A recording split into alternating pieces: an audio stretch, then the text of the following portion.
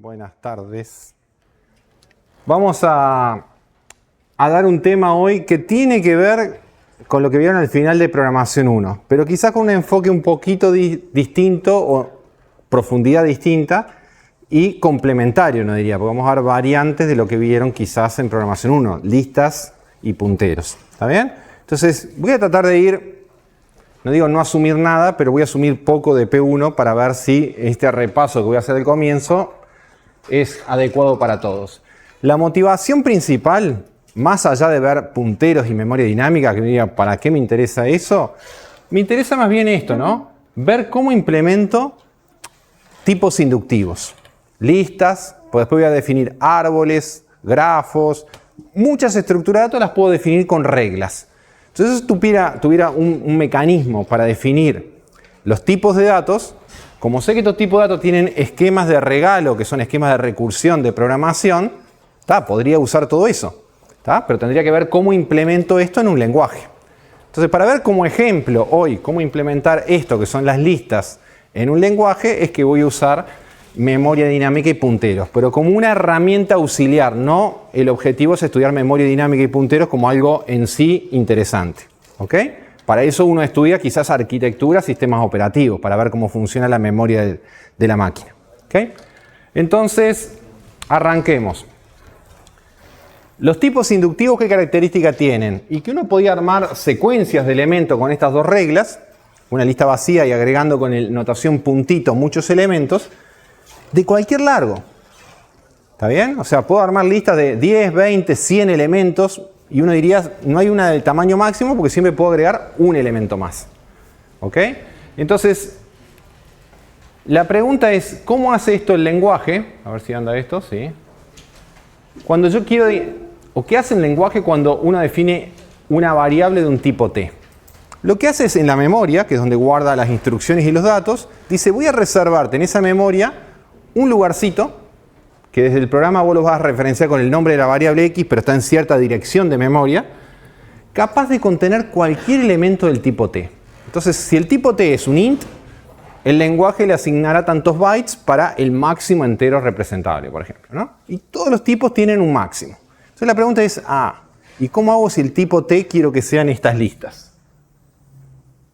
Uno diría, o defino una lista máxima, que podría ser una opción, y entonces te doy ese espacio, pero no vas a poder crecer de eso, y uno lo sabe por los arreglos, por ejemplo.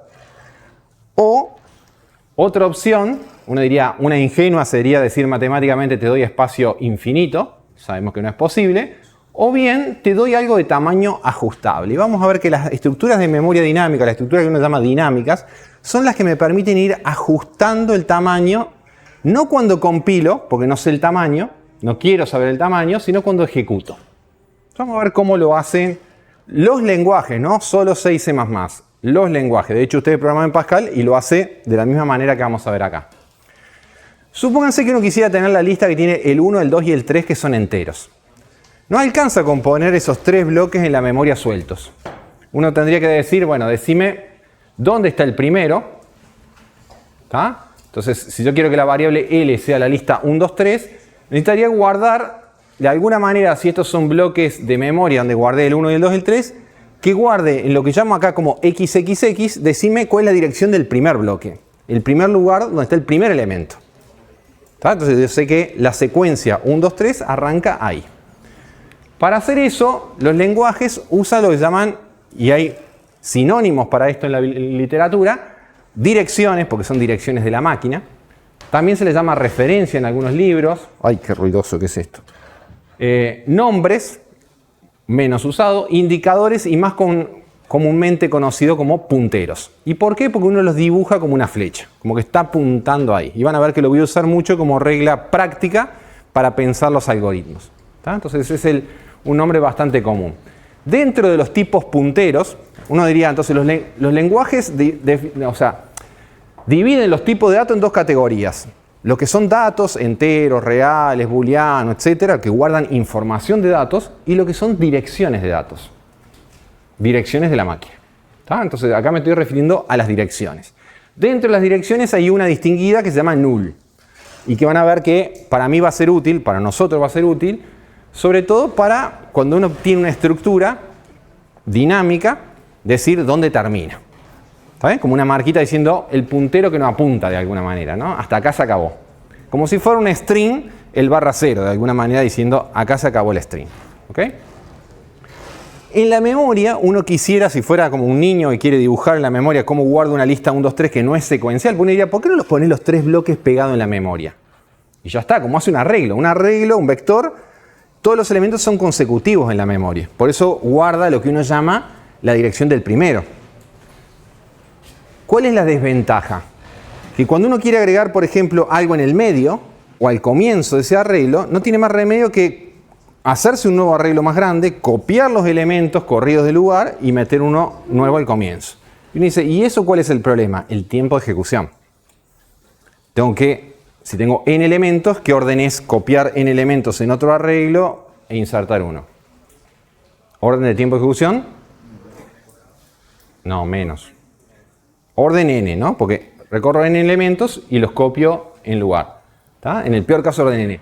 Vamos a ver que las estructuras dinámicas me van a permitir hacer esto en orden 1, tiempo constante. Entonces ahí viene la ventaja. Pero no es que no lo pueda hacer con arreglos, sino que los tengo que estar todo el tiempo redimensionando y reubicando, y eso no es eficiente. Entonces, una lista en la memoria, uno quisiera por ahora verla como esto, ¿no? Algo que me diga dónde está la dirección del primero, acá tengo el primero, pero cada dato va a tener que decir dónde está el próximo si no es contiguo. Ah, el próximo es este bloque, que tiene el 2, el próximo es este bloque que tiene el 3, y este no tiene próximo. Es decir, que cada nodo, como dice ahí, debería guardar mínimo, y hoy vamos a ver que puede guardar más que esto, 2 cosas. El dato, en este caso el numerito 1, 2, 3, o lo que yo quiera, puede ser un string, puede ser otra lista, lo que yo quiera, y una flechita, la dirección donde está el siguiente. Y una flechita distinguida es la última, que les parece que ¿qué flechita es esta? La del null. Entonces, de alguna manera, si yo después tuviera posibilidad de ir recorriendo las flechitas, como si fuera un iterar en un arreglo, en vez de decir llegaste al /0, diría andar recorriendo las flechas hasta que llegues al null. ¿Tá? Y ahí tendría una forma de recorrer una lista. Por ahora estoy en la intuición, ahora voy a bajar a tierra con las instrucciones del lenguaje que permiten hacer eso. ¿Qué otra cosa quiero? Y bueno, por ejemplo, agregar y quitar elementos en una lista. Por ejemplo, ¿qué tendría que hacer si uno dijera con los dibujitos agregar el 0 al comienzo de la lista 1, 2, 3? Y bueno, uno diría, ¿no? Como un niño, dame una cajita más para meter el 0 en algún lado. Entonces al sistema yo le digo, dame memoria para alojar algo nuevo. Guardo el 0 acá, pero para cambiar la lista, ¿ahora qué tendría que hacer? Modificar las flechas, ¿no? Exacto, que el 0 apunte al que hasta ahora era el primero, que es el 1, que es la flechita que estaba acá, y ahora digo, el primero pasa a ser este. Fíjense que para hacer eso yo no tuve que cambiar las flechas del 1 hacia el 2, del 2 hacia el 3, no tuve que recorrer el resto de la lista. Lo hago solo cambiando 2 flechitas, uno diría 2 asignaciones, eso es tiempo constante, orden 1. Entonces si yo pudiera hacer eso en lenguaje, no lo puedo hacer en un arreglo, sí lo podría hacer en una estructura que tenga esta noción donde las cosas no son contiguas. Es por eso que uno estudia estructuras dinámicas. ¿Qué son las estructuras dinámicas en general? Aquellas que pueden cambiar el tamaño, ¿está bien? Crecer o decrecer en tiempo de ejecución. Mientras yo ejecuto en un while, por ejemplo, puedo ir agrandando una lista o achicándola. ¿Mientras qué? Mientras haya memoria. Eso contrasta con las estructuras que se llaman estáticas. ¿Cuáles son las estructuras estáticas? Las que defino un tamaño fijo cuando compilo y hasta que el programa deja de ejecutar, el tamaño es ese. Por ejemplo, defino un arreglo de tamaño 10. Hasta que la variable muere y cierro la llavecita del alcance de esa variable, el tamaño es 10. ¿Está bien? Entonces, esas son estáticas. Un struct, un entero, una variable simple, son estáticas, son fijas, son constantes. ¿Está bien? Las estructuras dinámicas son las que me permiten entonces, cuando yo compilo, si no conozco el tamaño, crecer, uno no diría infinito, pero sí mientras haya memoria. ¿Está? No sé si lo notaron, pero yo hace un ratito dije, cuando defino una variable x de un tipo t, le tengo que decir dónde lo alojo, ¿no? Y reservar un tamaño para cualquier elemento de ese tipo t. Si yo tengo una lista, ¿qué cosa es una lista? Yo le digo, guarda una lista. ¿Qué tiene que guardar? si la lista está representada con un dibujito de esta forma. El puntero al primero. Alcanza con solo la primera flechita. Por más que la lista tenga cientos de nodos, como cada nodo tiene la dirección del siguiente, alcanza con que yo le dé una dirección. Y eso es de tamaño fijo. Es como si fuera un entero. Entonces yo le hago una trampa al sistema diciendo, te dejo hacer cosas ajustables y vos después podés pedirlas en tiempo de ejecución. Total, para mí la lista siempre va a ser solo una dirección. No importa el largo que tenga. ¿Se entiende? Entonces ahí caigo en las hipótesis que tiene el sistema, ¿no? No importa el largo, la lista para mí es la dirección del primero. Y si no hubiera el primero y la lista es vacía, o sea, tuviera esta lista, null. Justamente la ausencia de nodo es el valor null. ¿Está? Bien. Vamos a terminar un poquito la introducción y ahora bajemos al mundo de C y C++, ¿no? ¿Cómo defino estas variables de tipo dirección? Medio rápido porque ya lo han trabajado en la tarea, aunque más en el contexto de arreglos, de string y esas cosas, usando el asterisco. ¿Tá? Cuando acá pongo un nombre de variable asterisco t, supónganse que t es el tipo int, no estoy definiendo que la variable tiene tipo int, sino que va a guardar la dirección de un entero, que no es lo mismo que un entero. ¿Tá? El asterisco tiene dos usos, para confundirlos a ustedes nada más. Uno es cuando declaro una variable, como acá, y el otro es cuando navego. Yo le digo navego. ¿Tá? Si supónganse que la variable p, ¿tá?, tiene una dirección, la dirección de este bloque de memoria, supónganse que acá tengo el entero 5, es un dato, azul dato, amarillo dirección. ¿Ok? Azul o violeta o celeste, no sé qué es lo que es esto.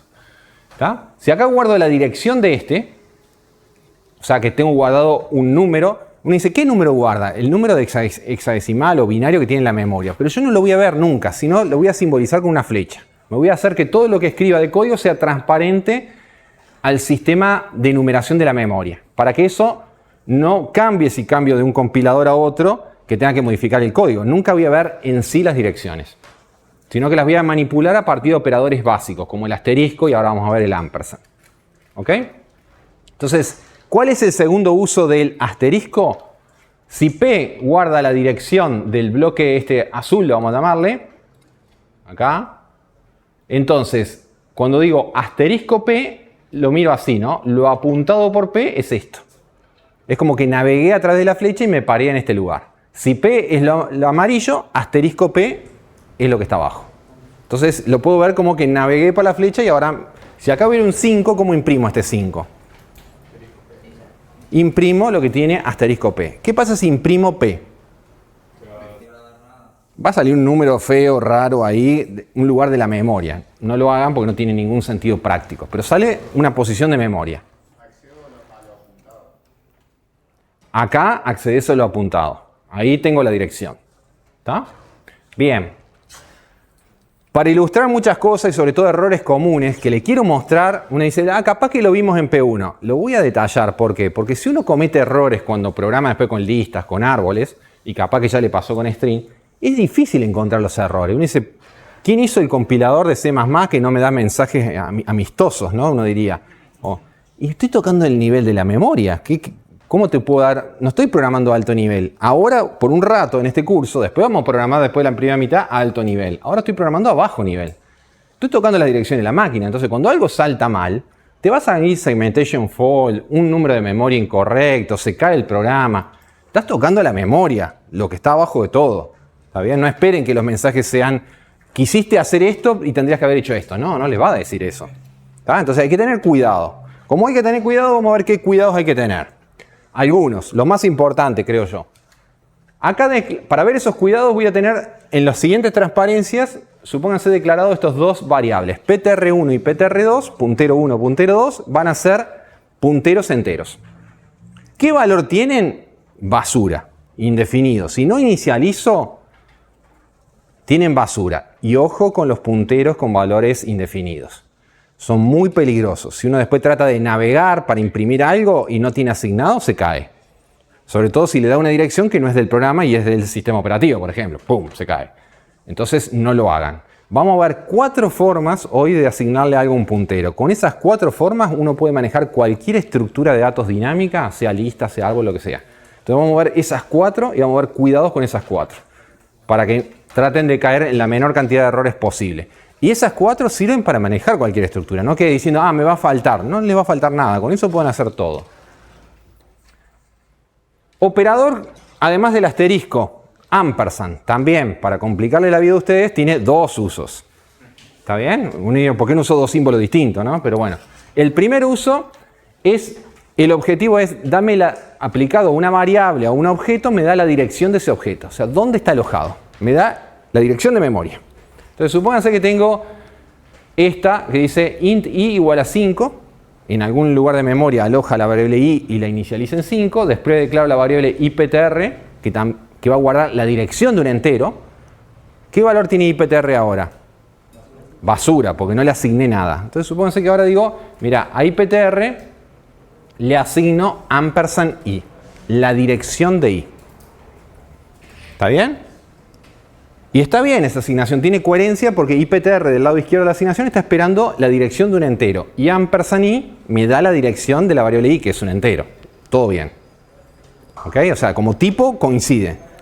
¿Qué es lo que hace eso en dibujito? Esto que está acá. La primera forma de crear una de las flechas. Yo le dije 4, acá tienen la primera.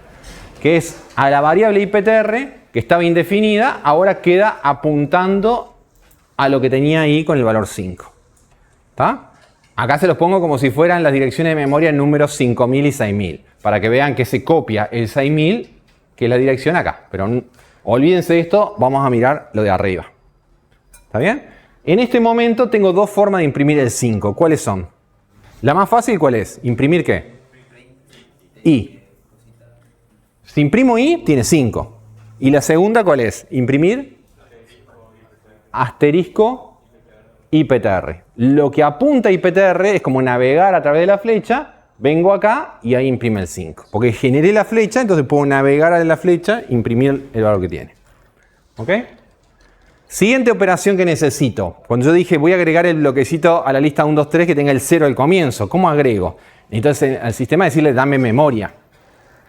Que no te la pedí cuando compilé, te la estoy pidiendo cuando ejecuto. Entonces digo, ¿cómo es la forma de pedir memoria en lenguaje C puro, con un compilador de C puro? Combinando estas 2 instrucciones.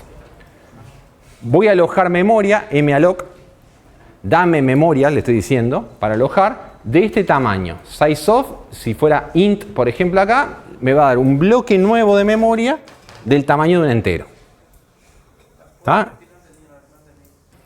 Esto lo que está haciendo es, suponete que ptr es de puntero nomtipo.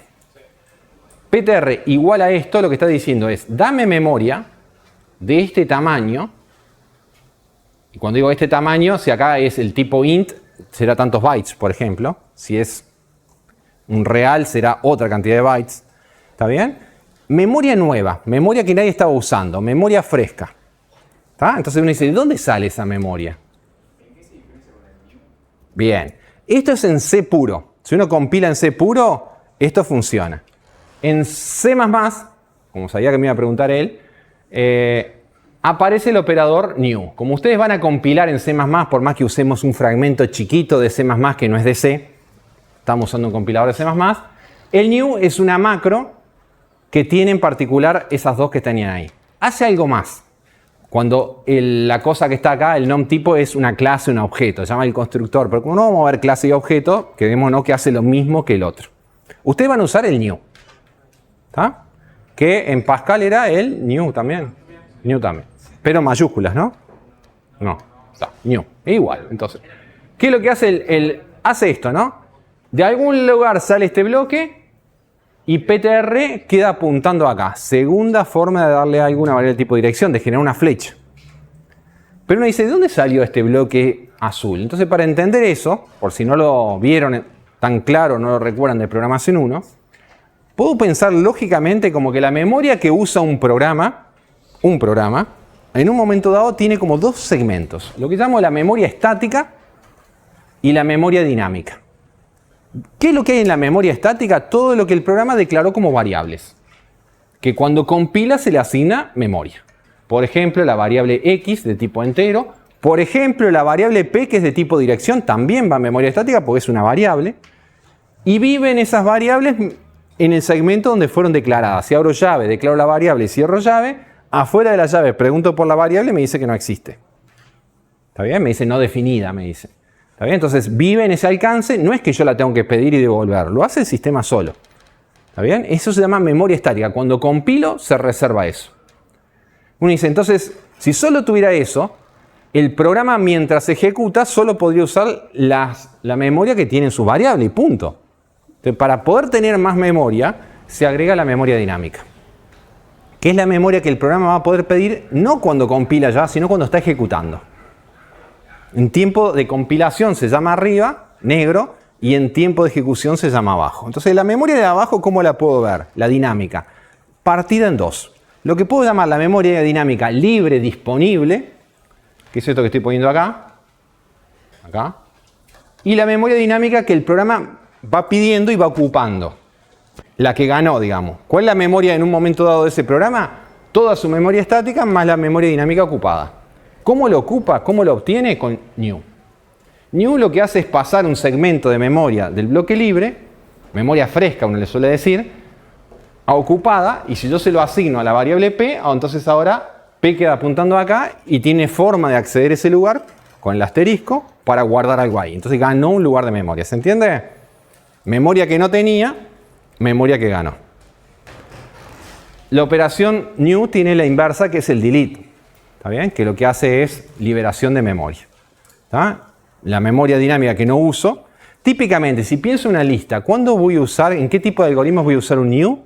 ¿Y en qué tipo de algoritmos voy a usar la inversa que se llama delete? ¿En qué tipo de lista, en qué tipo de algoritmo sobre una lista voy a usar un new? Cuando creas o relacionas una con el new y cuando la querés vaciar con el delete. Bueno, dicho de otra manera, cuando inserto, cuando creo, cuando voy cargándole cosas a la lista, como le voy a ir pidiendo más memoria, voy a usar el new. Cuando quiero hacer crecer la estructura. Cuando la quiero hacer decrecer, porque vaciarla, borrarla, voy a usar el delete. ¿Qué pasa si no uso el delete? Memoria dinámica ocupada que queda inaccesible para el programa, y si el programa después pide mucha memoria, en algún momento cuando pida new me va a decir no hay más. Antes de terminar el programa tenés que desocupar la memoria dinámica. Tenés que desocupar la memoria, y en las tareas le van a pegar así si no desocupan la memoria ahora. ¿Tá? Van a haber pruebas, chequeos que son de estrés de memoria. ¿Tá? Van a ver si están estresando a la pobre estructura ahí, no liberándola. Sí. El stack de ejecuciones, esta es la memoria de un programa. El stack de ejecuciones de la máquina está en el sistema operativo, está en otro lado. Lo maneja el sistema operativo escondido a los programas. Tiene una interfaz con los programas, pero lo tiene en otro lugar. ¿Está bien? ¿Ok? Bueno, vamos a ver ahora usos del new y del delete. Supónganse que... Sí, dale, perdón.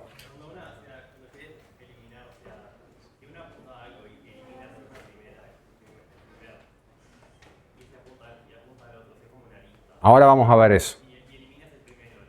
No. Eso pasa en un arreglo que es contiguo. Si vos pones delete, corchetes y el nombre del arreglo. Ahí se elimina todo el espacio contiguo del arreglo. Si es una lista, que todavía no llegué a las listas, llegué a la intuición, pero todavía no la escribimos, y pongo delete el puntero al primero, no se libera toda la lista. También tengo que hacer un algoritmo que recorra la lista liberando. ¿Tá? Pero ya vamos a llegar ahí. Supónganse que hago ptr1 y ptr2, que eran las variables que teníamos no inicializadas, y hago newInt y newInt. El efecto es este. ¿No? Aparecen estos dos bloques de la memoria fresca, y ptr1 apunta acá y ptr2 apunta acá. ¿Qué es lo que hay acá? Basura. Todavía no asigné nada. Algo que podría hacer es, a lo que apunta ptr1, o sea, a este bloque, asignarle 5. Este lugar de memoria no tiene nombre. La única forma de llegar a él es navegando a través de, en este caso, una variable que sí tiene nombre, que es ptr1. ¿Tá? Entonces, ¿por qué lo hace así el lenguaje? Porque cuando compiló, eso no existía. Entonces no le podía dar un nombre y una regla de alcance de variable. Eso se lo da a las cosas que están en la memoria estática. La memoria dinámica no cumple las reglas de alcance de vida de las llavecitas. ¿Está bien? Por eso yo tengo que liberar la memoria. Cuando termina la ejecución del programa, como decía él, recupero toda la memoria. No es que tiene que salir a comprar memoria. ¿Está bien? pero hasta que no termine la ejecución del programa, ningún programa o algoritmo o subrutina que tenga ahí, si se quedó sin memoria, marchó. Una cosa que no les va a pasar, salvo que programen mal, es que cuando uno hace new, no da error, nunca da error. Y uno dice, ¿qué pasa cuando no hay más memoria? A la variable que yo le asigné new, por ejemplo, acá ptr1 igual newInt, si después pregunto if ptr1 es null, es porque no había más memoria. No da error, pero le asigna null. Entonces yo puedo chequear eso, si se agotó la memoria, hacer programación defensiva se suele llamar, chequeando errores, después que haga un new, preguntando si me quedó null. Si me quedó null es porque se me acabó la memoria. Algo hice mal. ¿Está bien? Bueno, acá tenía otro ejemplo donde asterisco ptr2 le asigno asterisco ptr1, o sea, lo que tiene ptr1 más 3. ¿Está bien? ¿Está bien eso? Sí. ¿Qué pasa si en vez de poner acá asterisco ptr1 pongo ptr1 más 3? Andás a ver qué pasa, ¿no? Porque a una dirección de memoria le estoy sumando 3.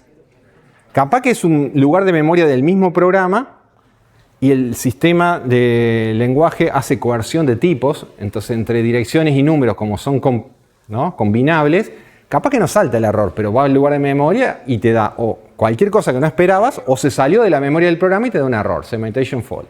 No hagan eso. No mezclen nunca datos con direcciones. Datos con datos y direcciones con direcciones. Entre sí no empiecen a sumar, no empiecen a hacer lo que se llama aritmética de punteros. Es muy inseguro. ¿Cuándo le puedo sumar y estoy con garantía más o menos que no estoy metiendo la pata? Cuando es un arreglo y yo a la posición del primero le subo n lugares, le sumo un n. Si el arreglo tiene más largo que n, entonces es seguro porque se está moviendo n lugares en el arreglo. Pero no es la forma habitual de moverse en un arreglo, no es una forma segura de moverse en un arreglo. ¿Está? Lo puedo hacer con una iteración, de otra forma.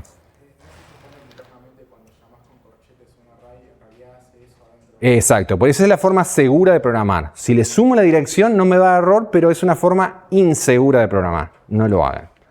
¿Está? Entonces, aritmética de punteros, lo que dice ahí abajo, capítulo del libro que lean que tenga eso, sáltenselo. ¿Está bien? Programadores expertos a veces usan aritmética de punteros porque conocen en el compilador que están usando a bajo nivel cómo se manejan las cosas, entonces, como son jodidos los programadores expertos, tratan de ir y hacerlo a bajo nivel porque es un poquito más rápido. ¿Está bien? Pero no lo vamos a hacer. Es inseguro. Bueno, creo que por ahí... ¿Recuerdan que recién ptr1 estaba apuntando acá y ptr2 estaba apuntando acá? ¿Qué pasa cuando hago tercera forma de asignarle algo a un puntero ahora? Vimos el ampersand, el new. La tercera es el alias. Cuando a un puntero le asigno lo que ya tiene otro, ¿no? Es una forma de dejar de ser indefinido de ptr1 si le asigno lo que ya tiene otro puntero. Por ejemplo, si ptr2 estaba apuntando acá y ptr1 estaba apuntando al bloque 5, esta asignación lo que provoca es que ptr1 apunte al mismo lugar que ptr2. Ese general lo llama un alias. Exacto. Esto sería un mal manejo de la memoria porque este 5, uno diría, ¿dónde quedó? En la memoria dinámica ocupada, pero como no tiene nombre, y si perdí la dirección, nadie lo va a poder recuperar ese lugar. Entonces, para hacer eso, ¿qué aparece en el lenguaje? Además del new. El delete. Entonces, aparece el delete. ¿Qué es lo que hace el delete? Libera. Ahora, ¿qué libera? Yo he escuchado cosas diciendo, delete ptr2 es borra la variable ptr2. No. La variable no se borra, vive en el alcance de vida donde fueron declaradas, no va a desaparecer una variable. ¿Está bien? Exacto. Libera lo apuntado, todo el bloque que está apuntando. Entonces, si ptr2 está apuntando acá, delete ptr2, libera este bloque. Este bloque vuelve a la memoria dinámica libre para que un futuro new pueda tomar ese cacho de memoria y asignárselo a otra estructura, por ejemplo. ¿Cómo queda ptr2? Indefinido. Como cuando fue declarado no inicializado, igual, basura. Ojo, hay gente que... Sí.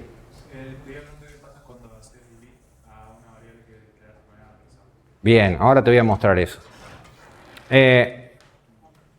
Ojo que a veces uno dice, hago esto, hago el delete, y después acá imprimo asterisco ptr2 y me dice, me salió el 8.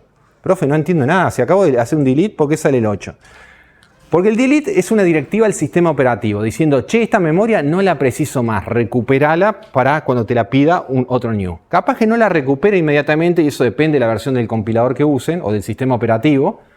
Entonces, capaz que inmediatamente tienen este bloque, 2 instrucciones más abajo, ya no lo tienen más. Entonces, la consigna es, después de hacer delete, no se puede usar más esa variable. Le puedo asignar otra cosa, pero ya no navegar a través de eso porque el espacio de memoria ya no es de él. ¿Ok? Lo del ampersand. ¿Qué pasa cuando tengo el delete del ampersand? Vuelvo para atrás. Esta instrucción, ¿vieron? Int i igual a 5. ¿En qué lugar está alojada la variable i? ¿Memoria estática o memoria dinámica? Estática. Todas las variables de memoria estática. Int asterisco IPTR. ¿Dónde está IPTR en la memoria? Estático. Es una variable. Por más que sea puntero, es una variable. Esas dos variables están en memoria estática. Cuando yo le digo IPTR ampersand i, genera la flecha. ¿Qué pasa si ahora digo delete IPTR? Es que no hay nada. Todo esto ustedes me dijeron que estaba en memoria estática. Trata de liberar el puntero ese. Y les va a dar un error. No es que no va a hacer nada. Le va a dar un error porque dice, no puedo liberar memoria estática. Porque no es memoria que no depende de la parte de ejecución. Eso es cuando compiló. Esa memoria cumple reglas diferentes a la que manejo abajo. Salta un error. Entonces, vuelvo acá. Fíjense que el new y el delete son inversos, pero a este nivel de la memoria dinámica. No se pueden meter con la memoria estática. No pueden liberar o pedir memoria acá arriba. La hace la declaración de variable, el alcance de variable, ahí es el sistema, automáticamente lo hace. ¿Ok? Sí. ¿Cómo? En el ejemplo que estábamos viendo hace un ratito, vamos para allá. Estábamos acá, ptr2 es un puntero, cuando hago delete ptr2, ¿tá? Yo hago delete el nombre de la variable de tipo puntero. ¿Qué es lo que libera? Lo que apunta ese puntero. El puntero queda indefinido. La variable puntero, amarilla. Ahora, este bloque, que es dato, se liberó. Vuelve a la memoria dinámica libre ahora. ¿Se entiende? ¿Sí? ¿Qué pasa cuando tengo un alias y hago un delete? Bueno, si estas dos, ptr1 y ptr2, están apuntando a esto y uno dice, ¿van a ser útiles los alias o está diciendo algo que no lo voy a usar nunca? Sí, van a ser re útiles. Cuando quiero insertar, buscar, borrar en una lista, en un árbol, todo, siempre voy a moverme en una lista, por ejemplo, y diciendo, paro cuando llegue a esta dirección, que la tiene otro puntero. Entonces, llego cuando se genera un alias. Va a ser muy útil, pero tengan cuidado, porque, por ejemplo, si yo acá hago un delete ptr1, uno dice, ¿qué va a hacer? Y libera lo apuntado por ptr1, o sea, este bloque. Pero ptr2 que apuntaba acá queda con basura, o sea, queda en la misma situación que ptr1. Indefinido, ¿está bien? Si después trato de usarlo, es un error. Cuando digo usarlo, quiere decir navegar a través de él. ¿Le puedo asignar algo después? Claro. ¿Está bien? Y vuelve a estar definida. Pero ya perdió esto. Las dos perdieron esto, ¿se entiende? ¿Sí? Y la cuarta forma de asignarle algún puntero es la más simple, asignarle null. ¿Está? Y ahí tengo las 4, ¿no? Para que les quede claro, null no es lo mismo que indefinido. No le puedo preguntar una variable, ¿estás indefinida o no? ¿Te inicializaron o no? No le puedo preguntar porque me da un error. Entonces, este código está para ilustrar eso. Yo puedo preguntarle a cualquier variable de tipo puntero que esté definida, no indefinida, por ejemplo, si es null o si no. Si es null, hará esto. Y si no es null, yo sé que está apuntando a algo. Por ejemplo, podría venir e imprimir o acceder y hacer algo con asterisco ptr1. Sería válido. Entonces, esta transparencia lo que muestra es que un puntero en un momento dado puede tener 3 situaciones posibles. O está indefinido, y no lo usen hasta que no le asignen algo, o tiene null, o está apuntando a algo. Y uno dice, ¿cómo logró estar apuntando a algo? ¿Con new? ¿Con ampersand? ¿O porque le asigné un alias con alguien que ya tenía algo? Y no hay otra forma. Hay otras, pero con estas 3 alcanza, las otras son redundantes, peligrosas, las tachamos. No sirven para nada. ¿Ok? Recapitulando, esas son las 4 formas seguras de trabajar con punteros. Cuando ustedes manejan eso, ya está. Capaz que en P1 aprendieron, entonces dice, P1 me enseñó todo lo que tenía que saber. Qué bueno los docentes de P1. Una acotación chiquita. ¿Qué pasa con los arreglos? Los arreglos, hay dos tipos de arreglos. Entonces, como uso el new, lo voy a mencionar ahora, por más que ustedes ya en la tarea 1 trabajaron con esto. Hay dos tipos de arreglos. Los arreglos de memoria estática y los arreglos de memoria dinámica. ¿Cómo defino un arreglo de memoria estática donde se maneja automáticamente cuando compila? Y me obliga el sistema a que yo diga, por ejemplo, int, un nombre de variable, le llamo arreglo, pero tengo que poner acá una constante, por ejemplo, 100. Y compila. Y reserva un espacio contiguo, ¿está bien? Para 100 lugares, del 0 al 99. Y el nombre arreglo en realidad es la dirección del primero. Es lo que yo puse ahí como con rojo. Aunque uno no vea ¿dónde está el puntero ahí? No hay un puntero. Pero el nombre arreglo es la dirección del primer lugar. ¿Está bien? ¿Tengo que pedir memoria con new o liberar memoria si lo declaro de esta forma? No. Porque el sistema automáticamente le da la memoria y le saca la memoria, como es memoria estática, automáticamente por el alcance de vida de las variables. Ahora, cuando uno quiere definir un arreglo que depende de una variable que le van a ingresar como parámetro de un método y hasta que no lo ejecute no sabe cuál es el valor, el compilador no sabe cuánta memoria darle a una variable que no sabe qué valor va a tener. Entonces, ¿cómo lo declaro a esos arreglos? Así. Si quiero que sea un arreglo de entero, lo defino arreglo. Como el arreglo yo dije que va a ser la dirección del primero, asterisco int. Si es un arreglo de enteros, la dirección del primero. Aunque no diga primero ahí, la dirección de un entero. Y cuando yo sepa después cuál es el tamaño de ese arreglo, yo puedo hacer esto. New int de esta cantidad de lugares. Y ahí puedo usar una variable. No tiene por qué ser una constante. ¿Cuál es el dibujito que corresponde a ese? El mismo de abajo. El mismo que les mostré abajo. Y la forma de hacer un while o el arreglo en la posición i es la indistinta si es uno u otro. Lo que pasa es que este se pide con new y cuando yo no lo use más para hacer una buena gestión de memoria debería liberarlo con delete. Si yo hago delete, creo que por acá me preguntaron, ¿arreglo? La palabra arreglo, la variable arreglo, ¿qué va a liberar? El rojo. Solo libera el espacio rojo, la dirección del primero. Exacto. Delete, corchete, corchete que abre, corchete que cierra y el nombre del arreglo. Ahí sí libera todo el bloque contiguo del arreglo. ¿Está? Para liberar toda la memoria contigua de un arreglo. ¿Sí? Yo le llamo pseudodinámico, porque no es que este arreglo es dinámico, no es que se va a estirar o va a crecer después que ejecuta. Es dinámico porque en tiempo de ejecución reservé el tamaño, pero una vez que lo reservé ya está. No lo puedo volver a redimensionar, ¿se entiende? Porque pierdo los valores. Pero sí me dejó elegir el tamaño, no cuando compilé, sino cuando ejecuté. ¿Está bien? ¿Qué es eso? Claro. Del arreglo, ¿no? Cuando el arreglo dice, mira, viene un parámetro, un método que es la variable var. Y el usuario cuando ejecute va a decir, yo quiero que var sea 25. Entonces cuando compiló no sabía qué valor le iba a dar el usuario. Entonces cuando compila, el sistema no le puede asignar arreglo un tamaño porque no sabe el valor que va a tomar una variable. Sí sabe el valor de una constante, por eso la reserva él. Entonces, lo que hacemos es decir, bueno, mira, yo la declaro así como int asterisco arreglo y acá podría poner punto y coma y más abajo si quiero, no tiene por qué ser ahí mismo, cuando sepa le asigno new int y ahí puedo elegir la variable.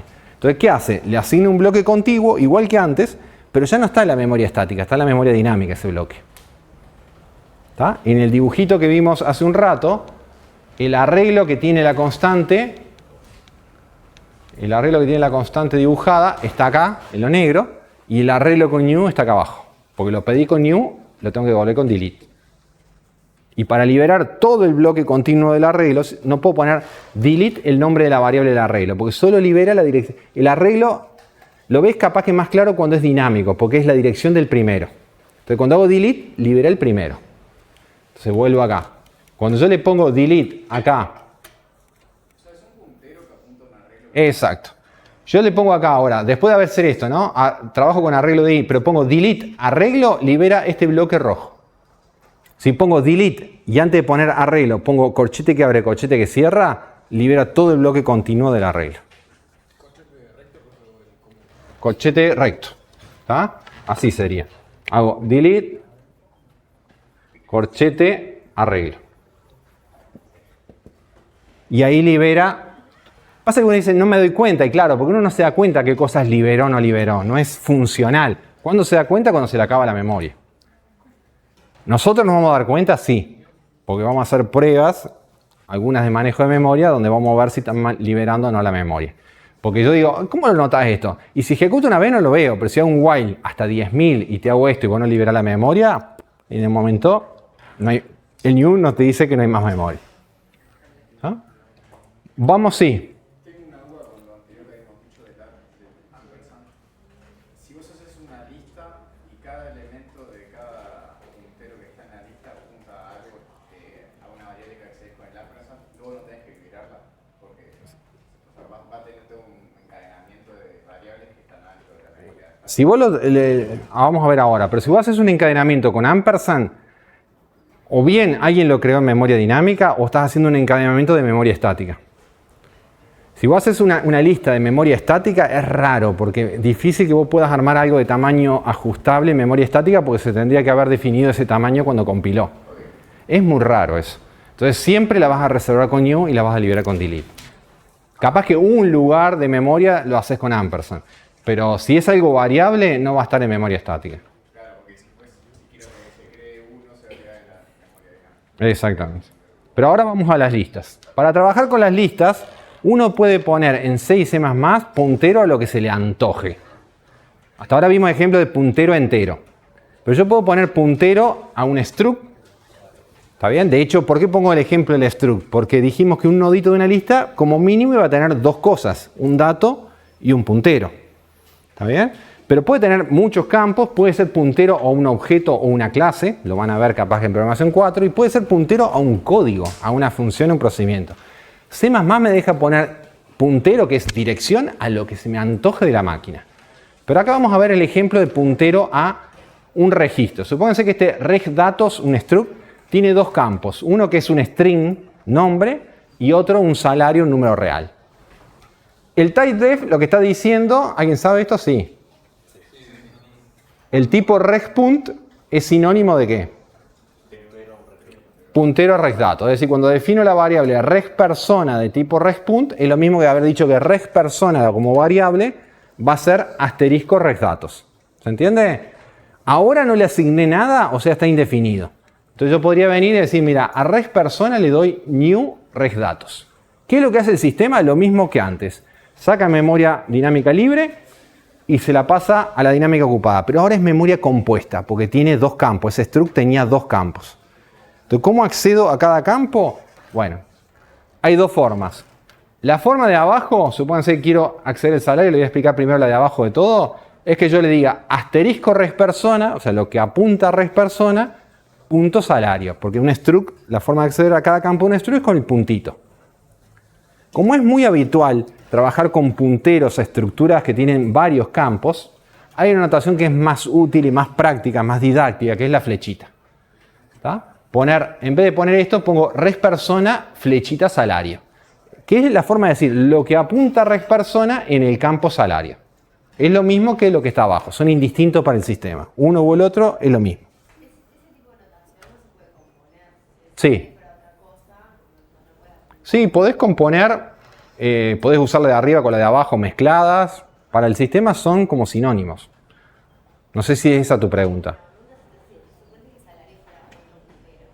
Ah, sí, podés. Si el salario es otro puntero, esto es compuesto, entonces podrías poner punto tal cosa, o si es la dirección de algo, flechita tal cosa.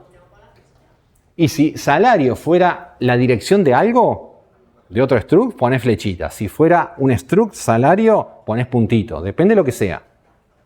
Ahora vamos a ver ejemplo con manejo de lista. ¿Tá? Ya tenemos todo para manejar las listas. ¿Tá? Disculpe que esta introducción ahí a todo lo básico de memoria dinámica fue media larga. Pero como lo vamos a usar no solo en listas, sino en todas las variantes de lista, en árboles y en todas las estructuras de datos dinámicas que ustedes vean acá y en el futuro, me parecía que valía la pena dedicarle esta primera hora. Las listas o secuencias más simples, por ejemplo esta, la que uno en notación, uno diría de tipo inductivo, la arma como x1, puntito, x2, puntito, puntito, que sería similar a ese dibujito. donde los X sub i serían los amarillos, digamos, la información que está en el amarillo, y el puntito que vendría a ser la flecha. Y entonces dice, ¿y quién es este? La flecha final, o sea, null. ¿Tá? Entonces digo, bueno, eso lo puedo tener esta analogía. ¿Puedo manejar punteros? Ya vimos cómo. En el nodito amarillo, ¿qué va a haber? Como mínimo dos cosas, el dato y el puntero al otro. Ya acabamos de ver un ejemplo de puntero a algo que tiene dos campos. Ya tengo todo. Entonces puedo venir y decir, mira, la estructura nodolista, llamémosle, va a tener como mínimo, ¿por qué digo como mínimo? Después vamos a ver variantes de esto. ¿Está bien?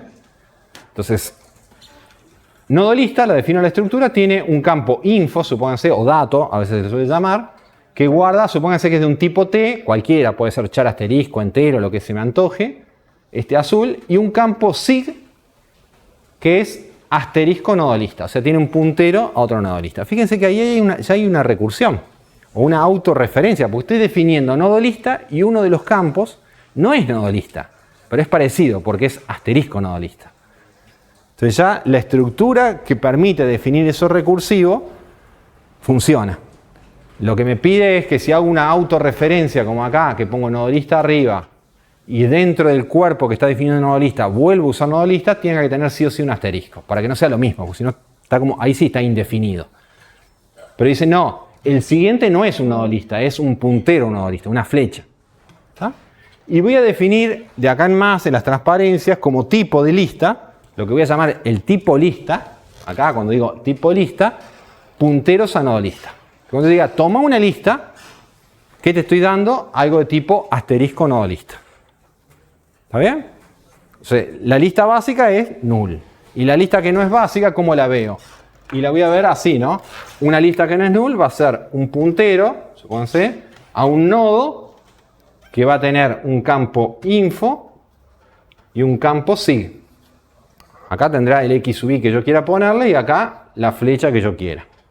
¿Está bien? Es eso lo que vamos a ver cómo trabajar ahora.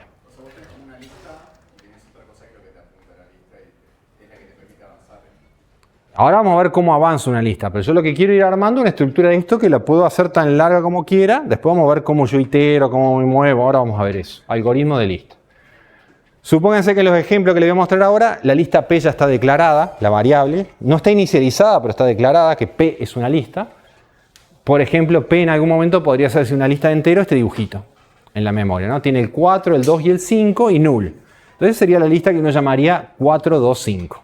Que acá la pondría 4, puntito 2, puntito 5, puntito de lista vacía. ¿Y por qué hago tanta referencia a esta notación? Porque esta notación tenía de regalo un esquema de programación. Entonces ya en breve voy a usar este esquema con esa notación. ¿Está bien? Bueno, supongamos declarada no solo P, sino Q y R también. La primera forma de declarar una lista, la más simple, la vacía, la que ni siquiera tiene un nodo, no tiene ningún nodo, es asignarle a P null.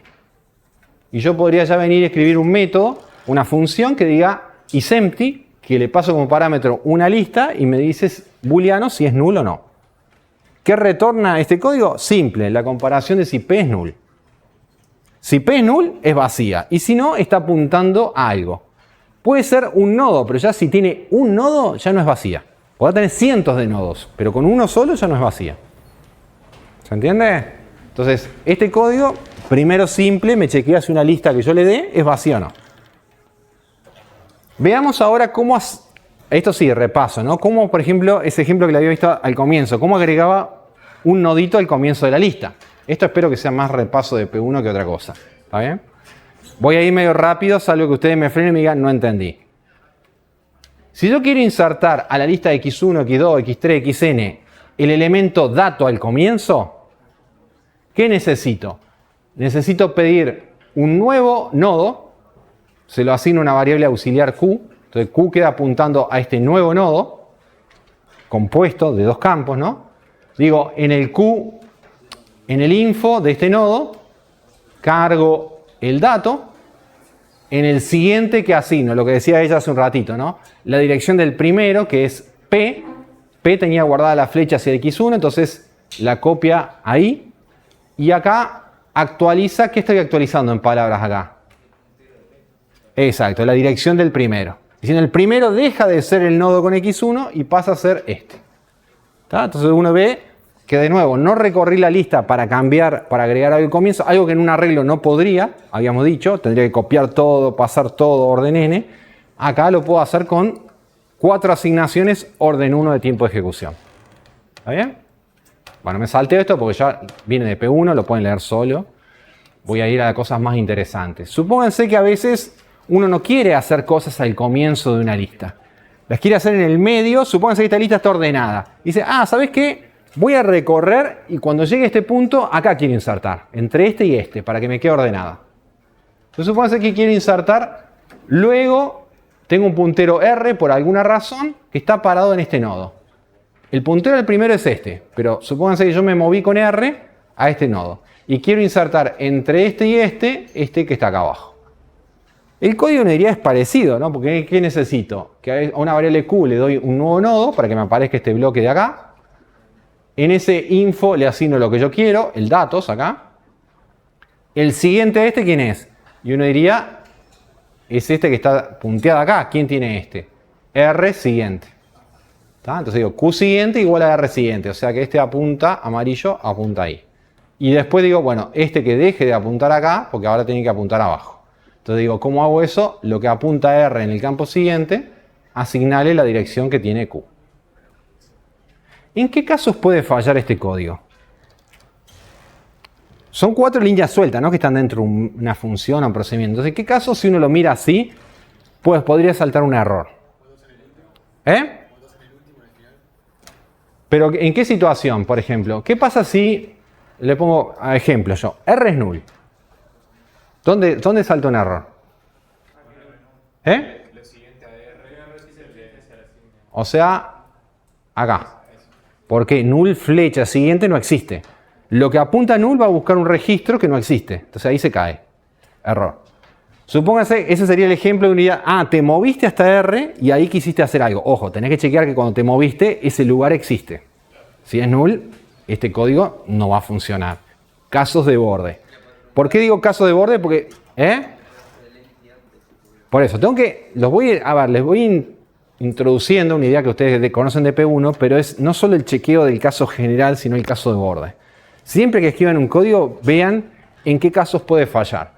Si funciona al comienzo de la lista, en el medio, al final, o porque los casos de prueba están pensados así. No piensan solo el caso típico, a veces piensan el caso de borde. ¿Qué pasa? Te pedí un algoritmo de ordenar, entonces, o de borrar. Te digo, ¿qué pasa si borro en el medio? Pero ¿qué pasa si borro el primero y qué pasa si borro el último? Entonces ahí veo distintos casos de borde a ver si los manejaron bien. ¿No? Suponga que... no, ya está. Con eso alcanza. Y ahí está el dibujito. Veamos un ejemplo de borrado ahora simple antes de pasar a códigos, de empaquetar códigos, ¿no? El primero sería, ¿qué pasa ahora si quiero borrar el primero de una lista? ¿Está? ¿Cuál es la situación? Supónganse que la situación es que tengo esta lista. P apunta a X1, X2, X3. O sea, la lista es esta. Tiene hasta XN. Y quiero borrar el primero. O sea, este que se está pintando en gris. ¿Está bien? Desde el punto de vista lógico, alcanzaría con hacer solo la línea roja. ¿Qué hace la línea roja? P igual a P siguiente.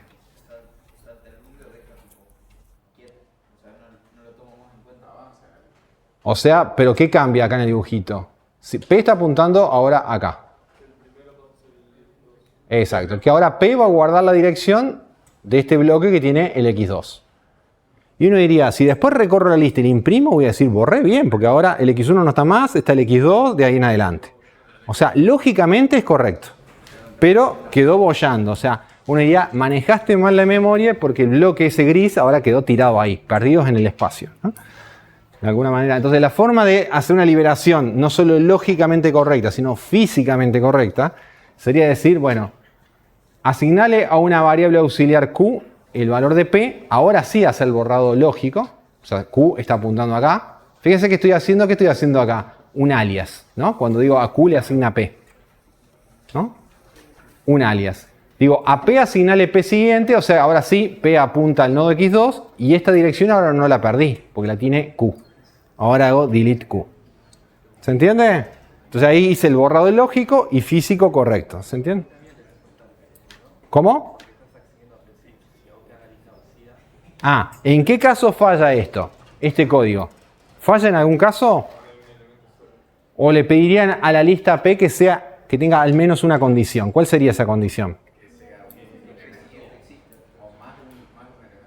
Más de un elemento. O al menos uno. Y es lo mismo que vos decías. Si la lista P es null, ahí falla. ¿Dónde falla? ¿En qué línea? Si la lista es vacía.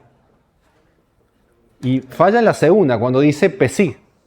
Porque null flecha SIG no existe. Entonces, esto funciona siempre y cuando la lista parámetro no sea vacía. Entonces, si uno va a ejecutar este código, tendría que estar como dentro de un if que dijera if not is empty, ¿no? El código que vimos antes, ejecuta este código. Porque si es empty no tenés que hacer nada. De nuevo, casos de borde. ¿Está?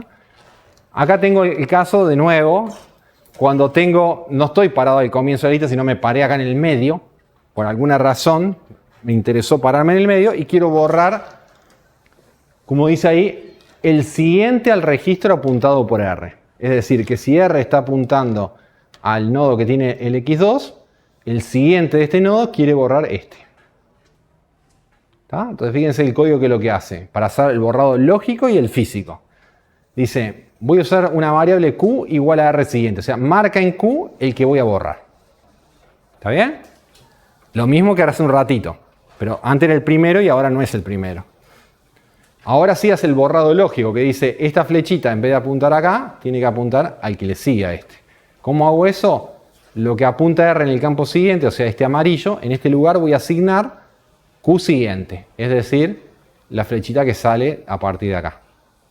¿Está? Y después hago el delete de Q, ahí sí puedo liberar el gris. Se desenganchó el nodo X3 y se liberó. ¿Se entiende? ¿En qué caso falla este código? Hay más de uno. ¿Sí qué? Vamos a la primera línea. ¿Cuál es un primer caso que falla? La primera línea. ¿Cuándo puede fallar? Cuando R es null. Vos querías buscar el lugar para borrar. Si no lo encontraste y te quedaste con null, la primera línea ya falla. Supóngase que no es null. Hay otro caso de posible falla. ¿Cuál es? Que sea el último. O sea, que no haya un siguiente. ¿Y dónde falla? Cuando dice R siguiente existe porque si es el último, R siguiente es null, pero Q siguiente no. Porque el siguiente de ese no existe. Y ahí se cae. O sea, R tiene que caer en el antepenúltimo. Exactamente. R tiene que ser el antepenúltimo, tiene que haber un último. Entonces, este tiene más condiciones para que ese código suelto encaje bien en un código real. Porque hay dos condiciones las cuales ya fallaría. ¿Okay? Bueno, para ver no código suelto, sino cómo empaquetarlo bien, en funciones de procedimiento uno diría, perdónenme, pero les voy a repasar pasaje de parámetros por copia y por referencia. Uno diría, ya lo sé, pero quiero ver si lo saben bien. ¿Por qué? Porque cuando es estructuras dinámicas, la cosa cambia un poquito. Y como recién me dijeron, cuando hago delete, el puntero al primero se libera toda la lista. Lo mismo pasa cuando hago pasaje de parámetro y te paso una lista. ¿Qué se pasa como parámetro? Entonces vamos a ver un poquito eso. Y para ilustrarles una cosa que me parece interesante.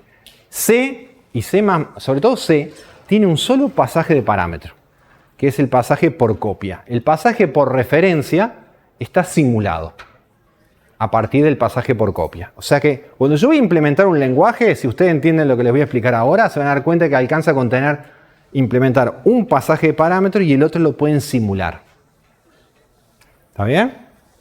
¿De acuerdo? Entonces, para entender un poquito eso, veamos este primero sin punteros y después voy a agregar un caso de punteros. Supónganse que tengo este main y tengo un procedimiento que recibe un entero m y a m le asigna 8. Y desde el main declaro una variable n igual 5, llamo al procedimiento p con n y después imprime, acá puse cout en vez de printf, pero es lo mismo, n.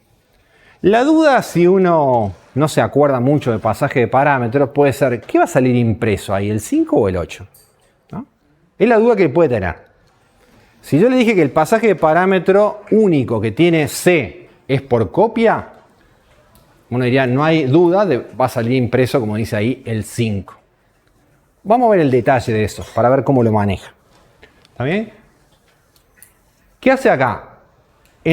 Cuando declaro int n igual 5, dijimos que en la memoria se aloja n con valor 5 en la memoria estática. Acá estoy llamando a un procedimiento con n. Entonces se liga esto con este parámetro que está acá. ¿Cómo se liga n con m? Diciendo, yo te voy a dar una copia. Es decir, aparece un m y lo que hace el sistema es, lo que tengo acá te lo copio acá abajo. Este 5 que está acá. Te copio el valor. Entonces, este empieza a ejecutar y dice, a ese m que tenía un 5, ¿sabe qué? Le paso por arriba y le asigno un 8. Termina. Cuando termina, vuelve acá, terminó. Es más, si yo acá preguntara qué es lo que es m, ¿qué me diría el sistema? M. No. No existe. Me va a decir, no está definido en este punto. Después de ejecutar p con n, punto y coma, no existe m. No está bajo el scope del main, la variable m. ¿Se entiende? Me va a decir, no existe. De hecho, cuando vuelve ahí, este bloque de memoria ya no existe más para la memoria. Lo único que existe es este. Entonces, cuando dice imprimí el n, ¿qué sale? Obviamente el 5. Yo te pasé una copia, digámoslo así. Yo te pasé una copia, vos hiciste lo que quisiste, yo volví al programa, lo que está es lo que tenía. Te pasé una foto, vos le hiciste lo que hiciste, el programa que tenía. Ese es el pasaje por copia, ¿estamos de acuerdo? El pasaje por referencia, uno diría, en palabras, ¿cómo lo dirían? ¿Qué es pasaje por referencia? Te doy eso, si lo modificás, cuando salgas, queda modificado. ¿Cómo logro eso? Solo teniendo copias, pasaje por copia. Miren esta pequeña variante de ese código. Exactamente. Ahora tengo de nuevo el main con int n igual 5, pero ahora el procedimiento no recibe un entero, sino un puntero, un entero. Asterisco int. Y el código no es a m le asigna 8, sino asterisco m, lo que apunta a m pasa a ser un entero, le asigna 8. Entonces desde el main, como este se va a vincular con este, y este es una dirección, la tiene que llamar con la dirección de n. No la puede llamar con n porque n es un entero, y abajo está esperando un puntero. Entonces para que sea, yo tengo que poner un ampersand acá arriba, y tengo que poner un asterisco acá abajo, y acá modificarlo apuntado por el puntero. ¿Qué es lo que hace el sistema? Lo mismo que vimos recién. Veamos. Dice int n igual 5. Entonces viene acá y pone un 5. Memoria estática. Hace una copia de esto en la variable m, porque hace copias. ¿Qué copia en m? La dirección de n. Entonces viene acá y dice, lo que copio es una dirección. La flecha hacia arriba, porque esa es la dirección de n. ¿Están de acuerdo o no? Y ahora dice, a lo apuntado por m asignale 8. O sea, flechita m, tacha el 5 y pone el 8. Termina de ejecutar acá y antes de hacer el cout, este lugar de memoria desapareció. Pero cuando vengo acá imprime, ¿qué es lo que ve ahora? El 8 y no el 5. Entonces, ¿cómo? Sí. Sí. Como es una variable, está en memoria estática. Todas las variables están en memoria estática. ¿Está bien? ¿De acuerdo? Entonces, ¿cuál es el truquito? Si yo tengo forma en mi lenguaje de manejar direcciones, implemento solo pasaje por copia y simulo la referencia de que cuando yo quiero modificar esto, lo que hago es me paro atrás y te paso la dirección de eso. Esta dirección no la puedo cambiar, pero sí lo que apunta a la dirección. ¿Está bien? Uno dice, voy a tener que hacer eso en 6 C++. Por suerte C++ dice, en vez de hacer esto, porque si no el programador tiene que estar cambiando un ampersand, un asterisco, otro asterisco, haceme algo que sea más parecido al pasaje por copia, pero que yo detecte que es por referencia. Entonces ahí viene el segundo uso del ampersand, que es cuando uso el ampersand dentro de la firma de un método. ¿Qué es lo que hace este ampersand? Todo lo que vimos en la transparencia anterior. Pero vos no lo ves. Esto es una macro de esto. ¿Tá? Pero el lenguaje lo único que dice es el mismo código que estaba en el pasaje por copia, solo que al ponerte el ampersand acá, lo que te estoy diciendo es que cuando vos modifiques M8, si vos ligaste esto con esto, acá va a salir impreso el 8. ¿Está bien? ¿Entendieron? Vamos a ver. Ahora nos pasamos a listas. ¿Está bien? 4 variantes. ¿Está bien? Simples. Hasta que llegue a la cuarta. y vamos a ver si entendemos bien. Ustedes me dijeron, a ver, ¿puedo decirlo así rápido? Pasaje por copia, si cambia, no cambia. Pasaje por referencia, si lo modificás dentro del procedimiento, algo queda modificado. Y más o menos. Después de leer esto, más o menos. Vamos a ver. Procedimiento 1. Recibe una lista L por copia, porque no puse el ampersand. No pongo nada por copia. Entonces, supónganse que la llamo con esta lista P que tiene X1, X2, ¿está? Entonces, cuando llamo, y les aconsejo que lo piensen así para no perderse una hojita, programen los códigos, van a ver que no van a tener errores. Cuando hago el pasaje de parámetros, digo, invoca a P1 con la lista P. ¿Qué hace P1 con la lista P? ¿Cómo se vincula P con L? Uno dice, hace una copia. Entonces, ¿cómo dibujo la copia? La variable P aparece acá. Perdón. Esta era la variable P con la cual yo llamé. Entonces digo, la variable del parámetro, que es L, hace una copia de P. ¿Y qué es lo que era una lista? La dirección del primero. Solo una dirección. Entonces L copia esta flecha. No copia toda la lista, copia una flecha. La lista es una dirección. ¿Ok? Y ahora empieza a ejecutar. Hizo el pasaje de parámetros. Entonces, ¿cuál es el código? L asignale null. Entonces, ¿qué va a hacer? Va a modificar, va a decir, esta flecha que tengo acá no me importa más y ahora paso a tener acá null. Cuando salgo, la variable L que es local desaparece y miro mi lista P, ¿cómo quedó? Igual. Y uno diría, bien, porque te pasé una copia, modificaste la copia, la original quedó igual. ¿Hasta ahí bien? Segunda. El P2 ahora recibe, es igual que el P1, solo que tiene un ampersand. El pasaje es por referencia. ¿Cómo les aconsejo yo dibujar el pasaje por referencia? No dibujar dos cajitas como recién, sino decir, cuando P se vincula con L, dibújenla igual. Es el mismo lugar de memoria. P y L comparten su suerte. Están las dos acá, en esta cajita amarilla. Entonces, cuando ahora digo, a L le asigno null, ¿qué va a pasar? Acá se pone null, desaparece esta flecha, porque acá se pone null. Cuando salgo de esto, L desaparece porque es local, pero cuando mire P y yo salí, ¿qué quedó grabado ahí? Null, porque P es L. L se fue, pero ese lugar P, que compartía la suerte de L, quedó con null. ¿Están de acuerdo? De nuevo le diría, es por referencia, lo modificaste, quedó modificado. Hasta ahora ninguna sorpresa. Sí. Y quedó todo lo otro tirado por la memoria. Mal manejo de la memoria también. ¿Está?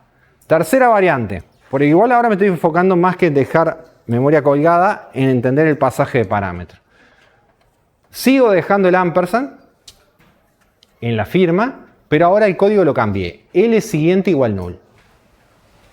Entonces, como es pasaje por referencia, fíjense que el pasaje de parámetros lo dibujé diciendo P y L es el mismo lugar de la memoria. ¿Está? Entonces, cuando digo L siguiente igual null, ¿qué cambia en el dibujito? Acá, en el lugar amarillo, aparece null, ¿estamos de acuerdo? Entonces se engancha esto. ¿Sí? Cuando salga, desaparece L, pero P queda apuntando acá, y cuando navega acá lo veo desenganchado. Uno diría, bueno, lo pasaste por referencia, se modificó, quedó modificado. ¿Sí o no? Hasta ahí dice, ¿dónde está la sorpresa? A ver si me pueden explicar este cuarto. Dejo el L siguiente igual null, pero lo dejo el pasaje por copia. Si es por copia, estamos de acuerdo que P y L ahora son dos variables distintas, pero se copian la flecha. ¿Sí? Así le dije yo que lo dibujara. ¿Qué pasa cuando digo L siguiente igual null?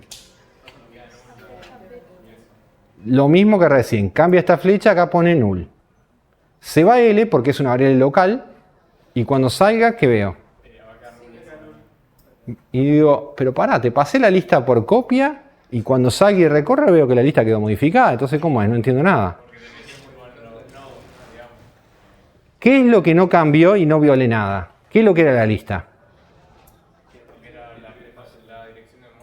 Del primero. La dirección del primero no cambió. Pero lo que apunta el primero, sea lo segundo, lo tercero, no importa si es por copia o por referencia, queda modificado. Entonces, guarda con eso que te lo pasé por copia o lo paso por copia y no va a cambiar nada. No. Lo que no cambia es lo que vos pasaste. Si pasaste un puntero, ese puntero no cambia. Pero la lista no es toda la secuencia esa que uno ve en el dibujito. La lista es una dirección. Entonces no se confundan con eso. ¿Está bien? Porque si no van a cometer errores en la programación. Bueno, me voy a saltear un poquito algunas cosas porque... A ver, acá tengo un código que recorre una lista, ¿no? A Q le asigno P. Supónganse que tengo esta lista y quiero recorrerla imprimiendo. Entonces, ¿qué haría? A Q copiarle la dirección del primero, mientras Q no sea null. Suponete esto, PP, puede ser imprimí el QInfo y movete un lugar. Si fuera un arreglo, movete un lugar es I++, por ejemplo, si el índice I es un entero. Acá movete el siguiente es Q igual a Q siguiente. Entonces, si Q está apuntando al primero acá al comienzo, cuando le digo Q igual a Q siguiente, apunta a este. Imprime el X2, movete el siguiente. Imprime el X3, movete el siguiente, ¿no? Imprime el XN en algún momento, movete el siguiente, null. Sale porque Q es null. Sí. Sí. Sí. Pero uno diría, esto es un código suelto. Vamos a empaquetarlo, ¿sí? Así después lo puedo llamar con distintas listas y reuso ese código como un procedimiento.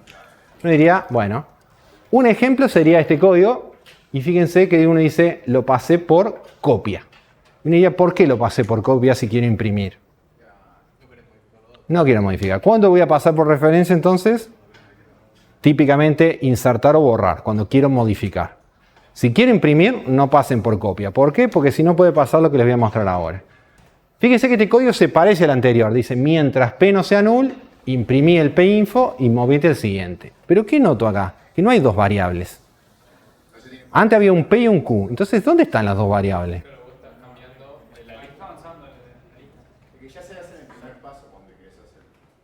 Hay dos variables, pero una está escondida. ¿Cuál es? Esta es la que está en el encabezado, P. Se suele llamar el parámetro formal del procedimiento. ¿Cuál es la otra variable? El parámetro con el cual uno invoque a este. El parámetro actual. Entonces fíjense que el dibujito que les mostré recién aparece, sí. Cuando yo llamo con esta lista L, supónganse, que es esta, y llamo imp lista con L, ¿qué es lo que hace esto? La primera vez P copia el valor de L, es decir, P apunta acá. Y después se mueve con P imprimiendo toda la lista. Y cuando sale, si invoqué con L, ve la lista. Entonces, están las dos listas, pero pasa, uno es el parámetro del método, el que ve acá como P, y el otro es el parámetro con el cual uno invoca. Este se llama parámetro, se suele llamar parámetro formal del procedimiento, y el otro el parámetro actual con el cual uno invoca. ¿Está bien? ¿Qué pasa si yo acá le pongo un ampersand? ¿Es inocuo el efecto si acá en la firma pongo el ampersand? No, porque cuando termine se va a ir P, pero él va a quedar apuntando al último que imprimió. ¿Al último o a null? ¿Va a imprimir todo? Sí. Sí. Entonces, ojo, si uno pone el ampersand y lo ejecuta, va a decir, anda bárbaro, imprimió X1, X2. La próxima vez, cuando quiera ir a ver esa lista, null. ¿Y todos esos no dónde quedaron?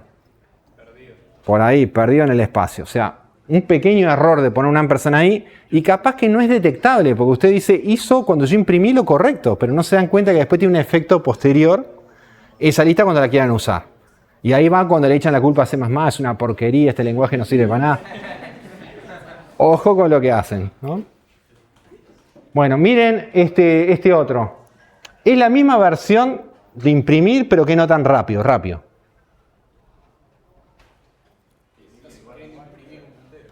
Que no hay while, ¿no?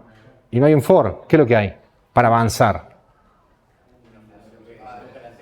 Lo hace recursivo. O sea, se está llamando acá recursivamente imp lista. Dice, si la lista no es vacía, o sea, si P no es null, imprimí el PInfo y llama imp lista con el siguiente. ¿Sí? ¿Eh? Es un printf. No es el anterior procedimiento, sino es el que hace algo con el PInfo y lo imprime en pantalla. Entonces imprime el X1 y llama a lista con el siguiente, el que apunta X2. Imprime el X2, llama con el siguiente. ¿Sí? Es como que el avanzar acá es implícito, no ve la asignación que estaba recién. ¿Vieron que acá había una asignación para avanzar? P igual a P siguiente. Acá no está. o sí está pero escondida y no es una asignación. ¿Dónde está ese avanzar? En el llamado recursivo. Cuando este P siguiente vuelve a entrar, se transforma en el nuevo P. ¿No? Es como que hay, pero no es una asignación, sino es un pasaje de parámetros. Se va copiando por pasaje de parámetros. ¿Se entiende? Si yo acá le pongo un ampersand en la firma del método, ¿va a imprimir? Sí. No. No tiene el efecto que tenía el iterativo.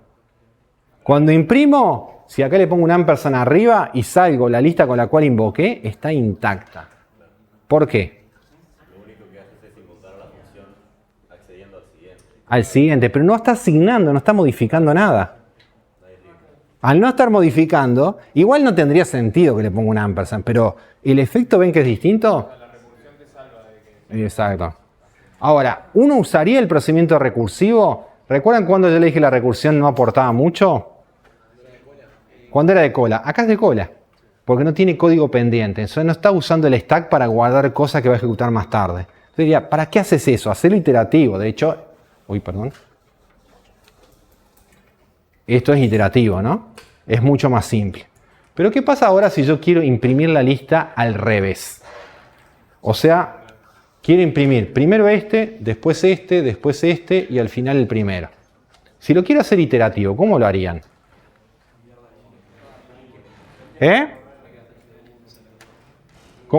¿Cómo? ¿Ahí hasta el final?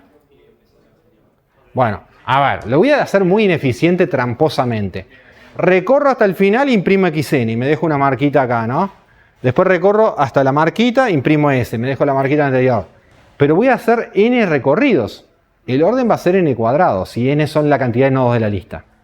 Muy ineficiente. ¿Sí? Bueno, vamos a hacerlo más rápido porque si no me voy a atrasar mucho. ¿Cómo modifico este código recursivo para que imprima al revés? Si le doy vuelta a la condición, ¿qué estoy diciendo en palabras? Mira, si la lista no es vacía, anda a imprimir el resto y deja pendiente ahora imprimir el primero. Lo pone en el stack. Después va a dejar el segundo pendiente arriba, el tercero pendiente arriba. ¿Está bien? Entonces, de alguna manera, acá lo que estoy usando el stack de ejecuciones es cuando quiero procesar algo en orden inverso, la recursión es útil.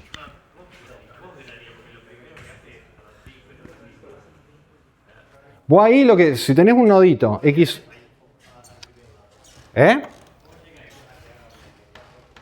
¿Dónde tengo el borrador? Acá, no.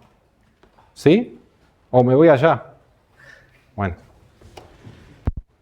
Si vos tenés esta lista, ¿no? X1, X2, X3 y así sigo. ¿Qué está diciendo ese código? Diciendo, mira, cuando vos vas a imprimir esta lista, lo que está diciendo es, llama a imprimir con esto y deja pendiente imprimir el X1. Stack. ¿Estamos de acuerdo o no? Dice, voy a imprimir esto y esto queda para más tarde. Vengo a esta lista, no es vacía, ¿qué dice? Anda a imprimir el resto y deja pendiente esto para más tarde. ¿Dónde lo pone el stack? Arriba.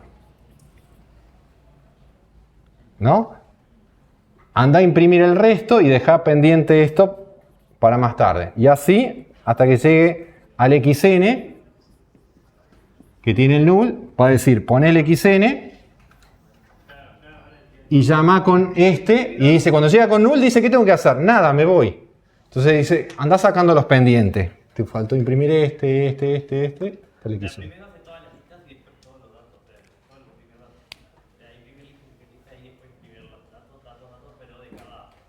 Yo no te entendí, pero si el resto te entendió, capaz que es lo mismo. Yo no entendí. ¿Qué es las listas? Hay una sola lista. Claro, es como que dice, a ver, las listas son punteros. Dice, mira, yo estoy con este puntero. Se dice, anda con esto y esto guardalo acá. Se dice, vengo acá, ¿qué hago? Si no es vacío, anda con esto y esto déjalo pendiente, lo pone acá. Entonces no va haciendo nada por ahora. Va guardando pendientes. Cuando llega al final y dice null, y guardo todos estos pendientes en orden inverso, porque es un stack, dice, con null, dice, ¿qué tengo que hacer con null? Mirá ahí. Exacto. Con null le va a decir que tengo que hacer nada y dice, ah, nada, fíjate que te quedó pendiente. Y ahora sí viene, lo último pendiente era este, dice, anda a imprimir datos con este, con este, con este, con este, hasta que termine. ¿Ok? Ahí la recursión deja de ser de cola y pasa a ser algo útil en algo iterativo que si lo hacía como dije yo, era muy ineficiente, me quedaba n cuadrado. Esto es orden n. ¿Ok? Bueno, acá tengo el procedimiento ese que habíamos hecho de insertar al comienzo, ¿no? Pero fíjense, lo único que quiero notar, no voy a ver el detalle porque el código es el mismo, son las 4 asignaciones, pero sí quiero que noten la firma, ¿no? Le puse un ampersand. Si yo no le pongo el ampersand acá y ejecuto estas 4 asignaciones, cuando invoque con una lista y salga, la lista quedó igual. Como voy a insertar al comienzo, el puntero al principio no se va a modificar y no lo voy a ver. Si saco el ampersand, no funciona.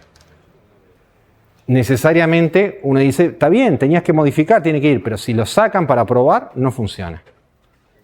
¿Está bien? Un ejemplito, concatenar listas. ¿Lo vieron en programación 1? ¿Qué es concatenar?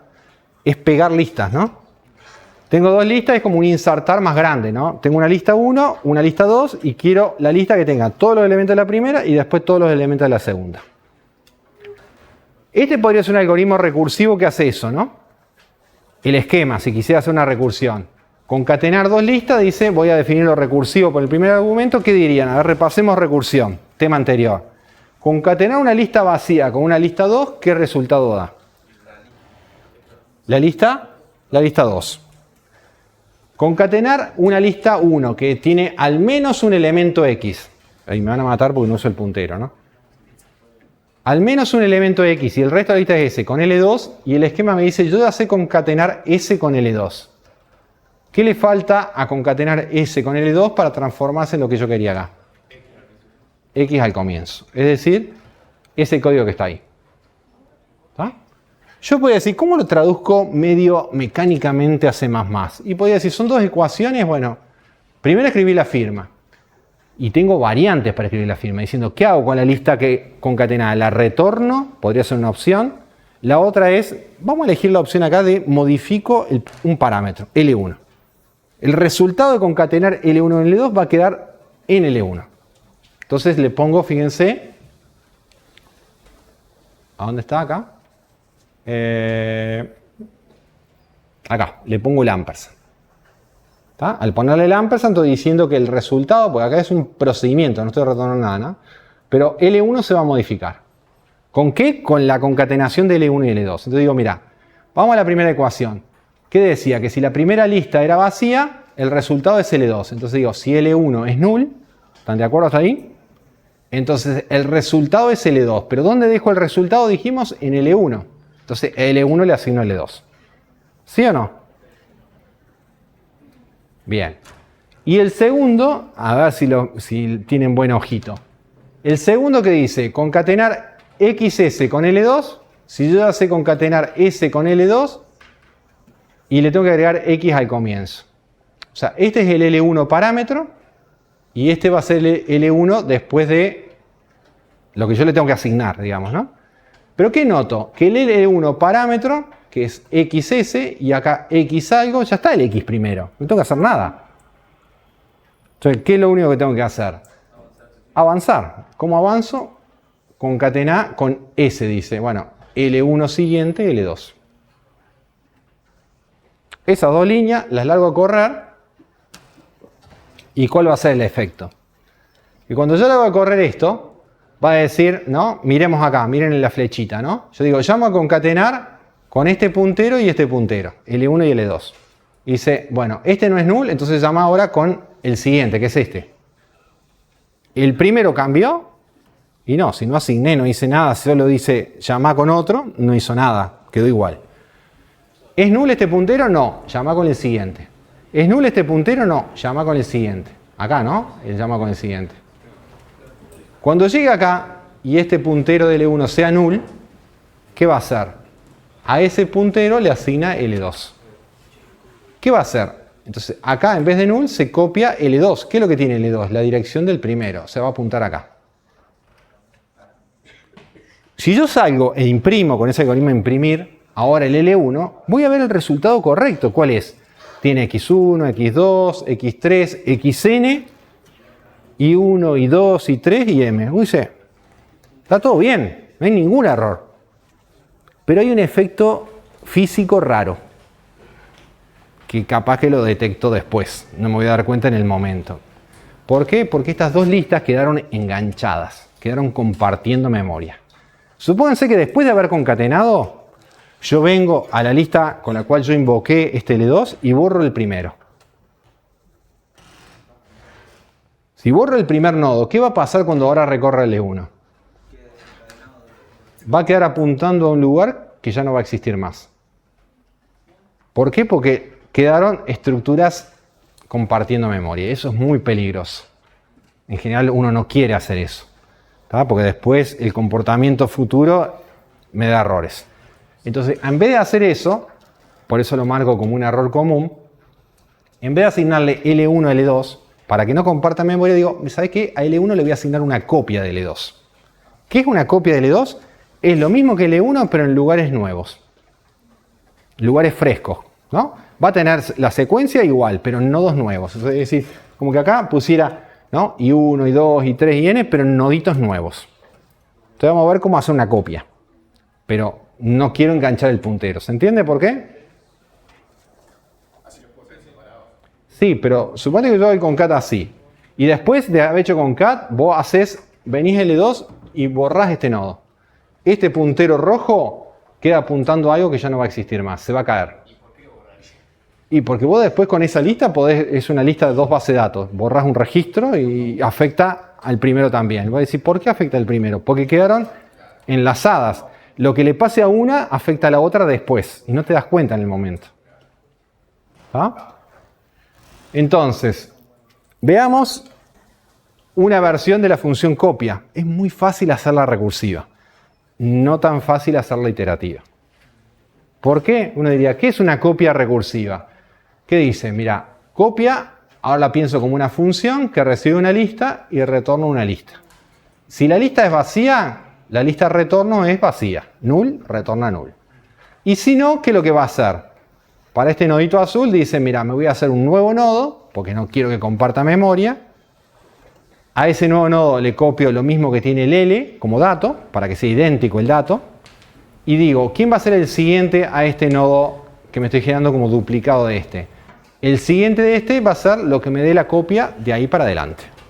Está diciendo, yo te copio uno, máquina, seguí haciéndolo vos. Recuerdan que para un cualquier más chiquito ya lo sabe hacer solo, dijimos. Bueno, resiguiente llama a copia con L siguiente. Y retorno el puntero. La máquina con su stack labura, me genera la copia de toda la lista. La recursión es como diciendo, yo te digo un paso, te digo cuando llegues al final, que el caso hace, ¿qué tenés que hacer? Y le digo así sucesivamente, hacelo hasta llegar allá. Es eso la recursión.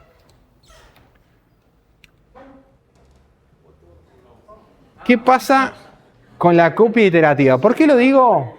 ¿Por qué lo digo? Porque les va a pasar que les pidan algoritmos en lista iterativos. Y uno dice, ¿dónde está la complicación de hacer un while en vez de hacer eso tan simple que vimos recién?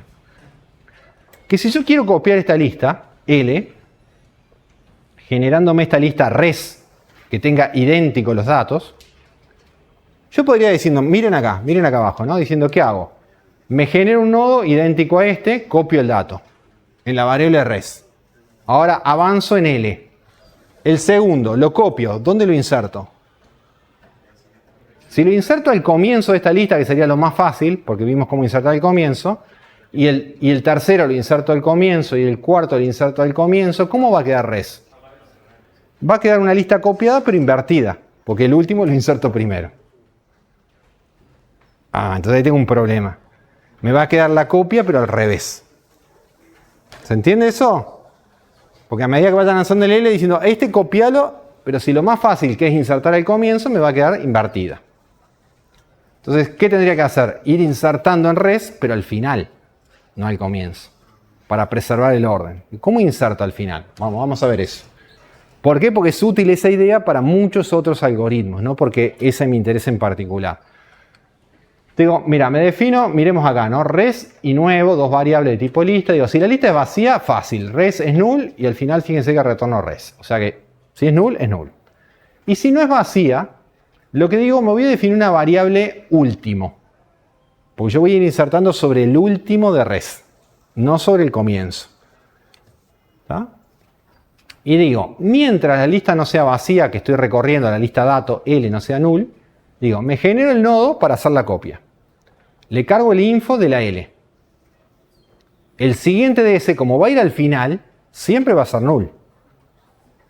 Siempre hay como último nodo. Y acá pongo un if. ¿Por qué pongo un if? Porque hay dos casos. Hay un caso de borde. La primera vez, último va a ser null, porque la primera vez, ¿no? Acá, cuando voy a hacer la primera inserción, yo quiero que el primero y el último sean ese. Después que inserte 1, 2, 3, el primero no se mueve y solo se mueve el último. ¿Estamos de acuerdo? Entonces la primera vez le digo, mira, si L, acá, si último es null, entonces res igual a último igual nuevo. ¿Está? Eso se puede hacer en C++, poner todas las asignaciones en línea. O las ponen abajo con punto y coma, como quiera. La primera vez, digo, me genero el primer nodo y res y último son ese único nodo.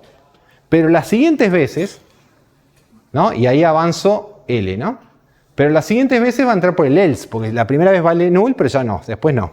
Entonces después lo que va a decir es, si ya tengo al menos un nodo, sobre el siguiente a ese último, inserto el nuevo y corro el último al nuevo. Entonces lo voy insertando, ¿no? Acá. Vengo acá, inserto el nuevo sobre el siguiente y corro el último acá. Lo inserto acá, ¿no? Lo inserto acá. Entonces va insertando siempre sobre el final. Y al final retorna res. ¿Se entiende? Después mírenlo con un poquito más de cariño. Como eso lo voy a querer a veces hacer en varios algoritmos, no solo en este. Digo, así como tenía un insertar comienzo, ¿por qué no me hago un procedimiento de insertar final que lo puedo usar en particular en la copia, pero en otros algoritmos también? Voy a hacer el ins final y van a ver que hago lo mismo que dije recién. Este ins final es un procedimiento que recibe el elemento que quiero insertar al final y dos punteros. Pero recibe el puntero al primero y el puntero al último. Ambos por referencia. Y usted me tiene que decir, después que yo explique esto, por qué son los dos por referencia. ¿Qué hago acá? Me genero el nuevo nodo, igual que recién. Le copio el dato. El siguiente va a ser null porque va siempre al final. Sigo teniendo un if. Si L es null, o sea, no había nada, entonces digo L igual ult igual nuevo. L y último apuntan al único nodo, digamos así. Y si no, digo el siguiente al último, si había ya un último, le asigno el nuevo y muevo el último a ese nodo. ¿Está? Es como que diciendo, si acá está ult, me hago un nuevo nodo, ¿no? ¿De acuerdo? Ult siguiente asigno el nuevo, que es esto, y ult lo muevo acá. ¿Está? Es como que voy insertando al final. ¿Por qué tienen que ser las dos por ampersand? Porque siempre tienen que estar enlazados. Si la lista no fuera vacía, lo digo así, si la lista no fuera vacía, precondición, hay uno que podría no ser por ampersand y funcionaría bien. ¿Cuál es? L. ¿Por qué? Porque solo lo usás y es vacía. Exactamente. Solo lo usás una vez cuando insertás el primero. Pero si ya tiene al menos uno, siempre va a entrar por el else y solo modifica, fíjense, ahí lo dice, ult. No modifica L. Entonces, ¿por qué tengo L por referencia? Solo por el primer caso. Pero como en un caso se puede modificar, le tengo que poner por ampersand, salvo que tuviera una precondición que la lista no es vacía. ¿Se entiende? De nuevo, casos de borde. Ténganlo presente porque cuando programen los códigos, no solo piensen en el caso típico con la ayuda de un dibujito que son muy útiles. Yo hasta el día de hoy cuando programo un código me hago un dibujito. Es la forma de no perderme, pasaje de parámetro. Entonces después no tengo que estar debugueando 1000 horas. ¿Está bien? Si lo empiezan a hacer sistemático van a ver que cada vez programan correcto. ¿Está bien? Más veces y tienen que debuguear menos. Encontrar los errores con los mensajes del compilador, se la regalo. ¿Está bien? Entonces, ahora vengo y fíjense, el código de copia, plum, con el uso del ins final se achicó. ¿Por qué? Porque le digo, mira, para copiar la lista, usando el ins final, ahora me defino res y ult igual a null. ¿Y qué es lo que digo? Mientras la lista que quiero copiar no sea vacía, inserto al final el linfo en res y ult y me muevo. Y al final retorno res. Entonces esto genera la copia. Ahí sí se parece más al código de insertar comienzo, que era cortito, porque empaqueté todo eso complicado en ins final. Pero lo empaqueté una vez, después lo uso en todos los códigos donde lo precise. ¿Ok? Volviendo al concat, y ya creo que estoy medio terminando. Tenía otros códigos, pero bueno, no voy a poder ver todo. Miremos el concat iterativo, una cosita más, extra. Supóngase que quiero concatenar las dos listas, pero no recursivamente, sino iterativamente. Uno diría, ¿qué tenés que hacer? Moverte hasta el final de la primera lista, iterativamente, y cuando llega al último nodo, ¿qué tendría que hacer? Engancharlo con la copia de la segunda, para no compartir memoria, ¿no? ¿Sí? Entonces, fíjense este código. Dice, si L1 es null, a L1 le doy, en vez de L2, la copia de L2 para que no comparta memoria. Ya hice la copia, entonces la uso. La voy a gastar ahora. Fíjense en el else. Me define una variable iter igual a L1. Es esta iter. ¿Qué digo? Mientras iter siguiente sea distinto de null, avanza. Y cuando iter siguiente sea null, a iter siguiente le asigno la copia de L2. ¿Está bien o no está bien? ¿Por qué puse iter siguiente distinto de null? ¿Por qué no puse iter distinto de null? ¿Cuándo itero? ¿Cuándo qué? ¿Y por qué tengo? Está bien, pero ¿por qué tengo que pararme? ¿Por qué en el recursivo llegaba hasta null? Estamos de acuerdo que yo quiero modificar, cuando vengo iterando en esta lista, quiero modificar este puntero, asignándole la copia de L2.